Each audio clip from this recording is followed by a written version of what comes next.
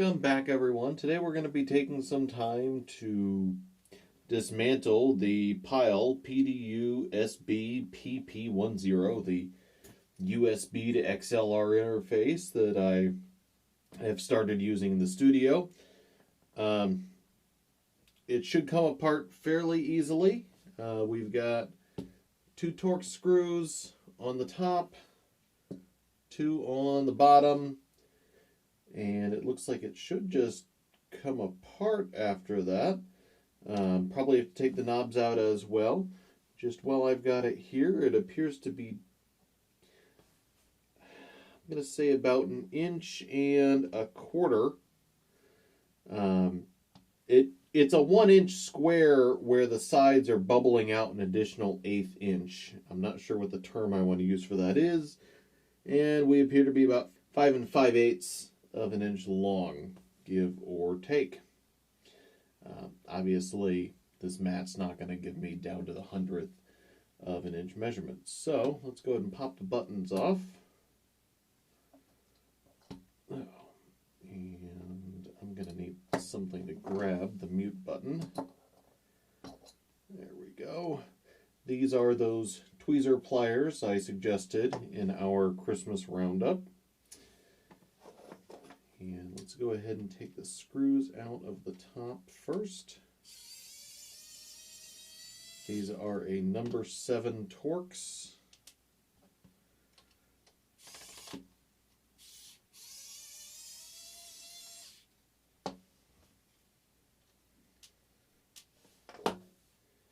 And I guess we don't have to take the ones out of the bottom.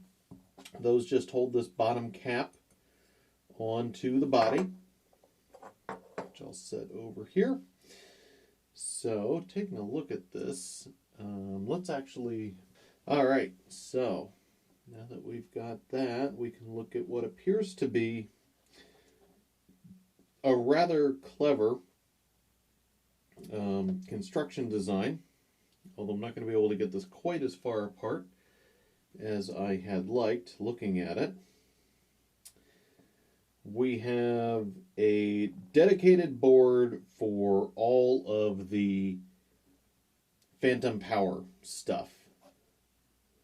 This PCB on the top connects to the XLR jacks and then jumps to the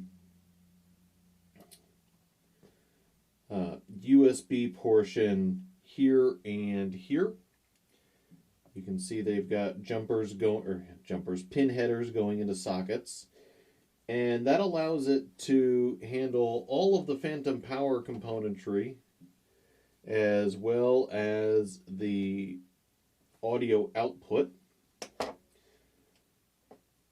And then we have another board that handles the whole digital side of everything. So, and I wish I could get it apart, and I'll show you why I can't in just a second here. We have our USB DAC and ADC combo chip here, which is probably a Realtek chip, just at a guess based on the price point this was at, but I could be mistaken.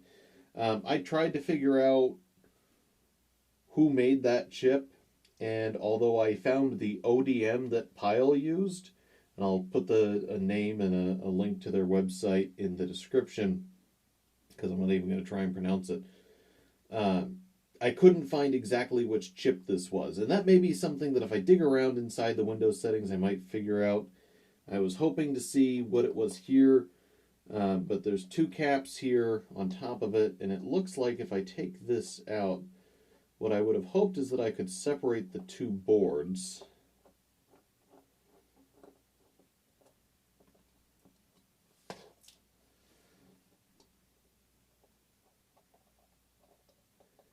And unfortunately, I've got it slightly off camera. There we go.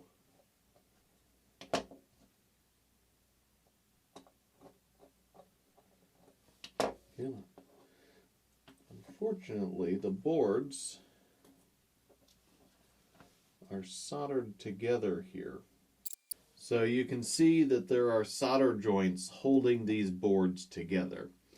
Now, those are active joints. They're not simply for mechanical integrity, because these little arrays of diodes light up when this is powered, and you see that coming through this ring.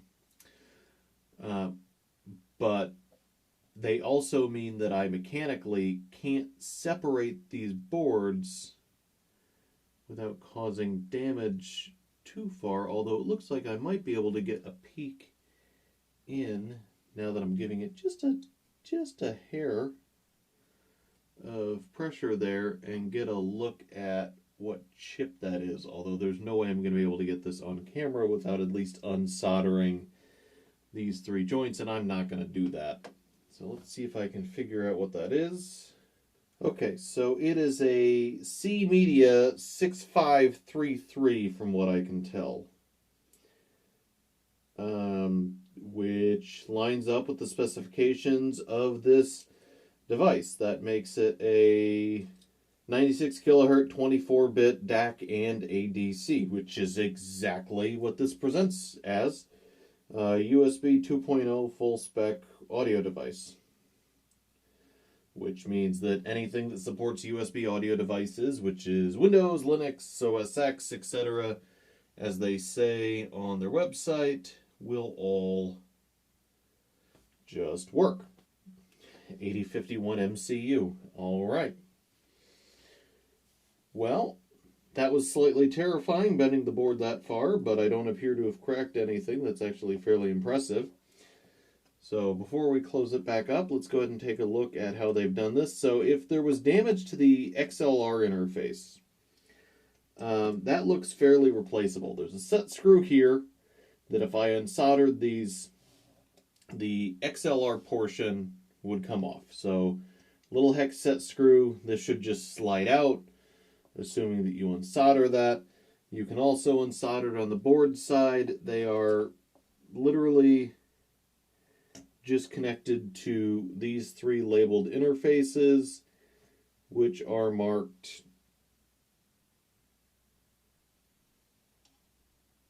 XLR2, XLR1, and XLR3. So if you actually look at an XLR jack, they're numbered 1, 2, 3. These are 1, 2, 3.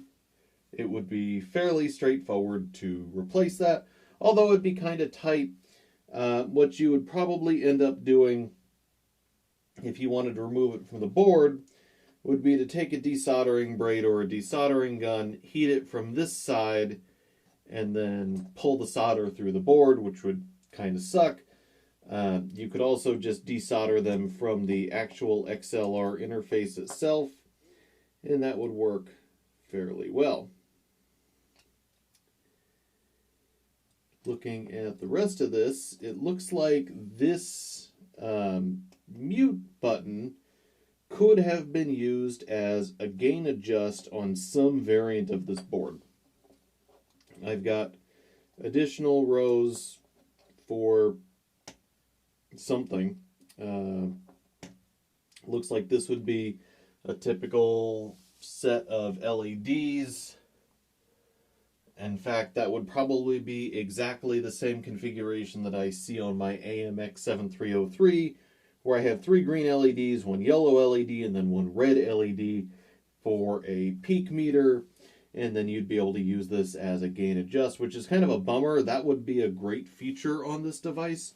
And that really is what sets this apart from like a $100 Shure interface, is that that has 2 features. You can turn the phantom power off, and there's a gain adjust. So I would love to have seen that particular function implemented, and I'm really bummed it wasn't. Although the PCB was clearly designed with that kind of thinking in mind, and the shell, honestly, wouldn't have to change. They'd need some punch outs or a notch here for the LEDs, and then this would just need to be a bigger hole. Very small change on the manufacturing side for the aluminum. All the additional complexity would be here. What else? I am surprised to see the potentiometers on their own little sliver of printed circuit board. I'm not 100% sure why they would have done it that way instead of just interfacing them directly onto the board. They are soldered to this board. You can see that the leads for the potentiometers go through and then come to the digital side of everything. So I'm not sure what value there was in using that, unless that's literally just a shim to raise these to the right height for the knobs that they wanted to use. Seems like it would have been cheaper just to get knobs that were a 1/16 of an inch taller. The USB interface, if something ever happened to the USB jack, actually would be, I'm not going to say trivial, but not impossible to replace, which is good, especially with this style of the older micro USB that has a habit of kind of getting gunked up, and it's just a bitch to replace. It's just a pain to replace. But this is all surface mounted other than these four. No, it is all surface mounted. I thought those went through the board, but those are actually some diodes on the other side. So this, with some hot air or some patience with some soldering wick, would come off. You could solder down a new connector and you'd fix your USB interface. That also means that theoretically, retrofitting this to mini USB micro USB, this is mini, or USB Type-C wouldn't be that difficult, and I think the cutout is large enough on the shell. Let me just grab a USB-C cable here.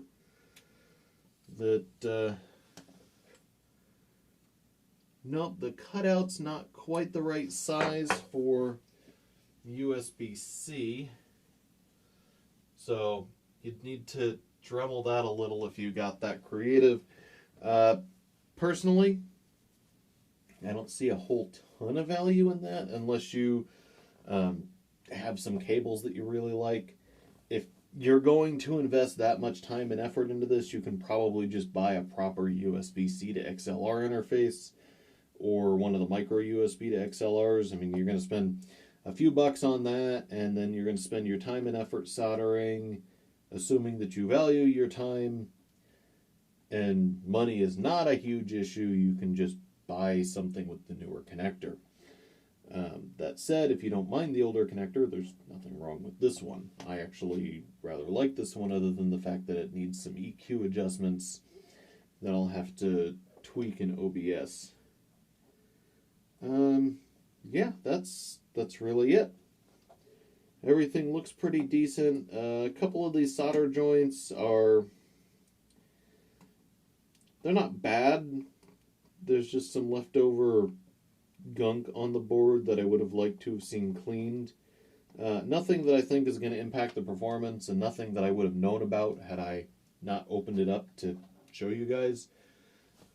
But yeah, all right. So with all that said, I would like to, as always, thank anyone who helps support Pocketables, either by supporting us on Patreon or using our Amazon affiliate links. It is support like that that helps make videos like this possible. I would like to invite everyone to join us on Discord. There'll be a link in the description below. I would like to thank Electrix for providing our opening and closing themes. And finally, thank you for watching.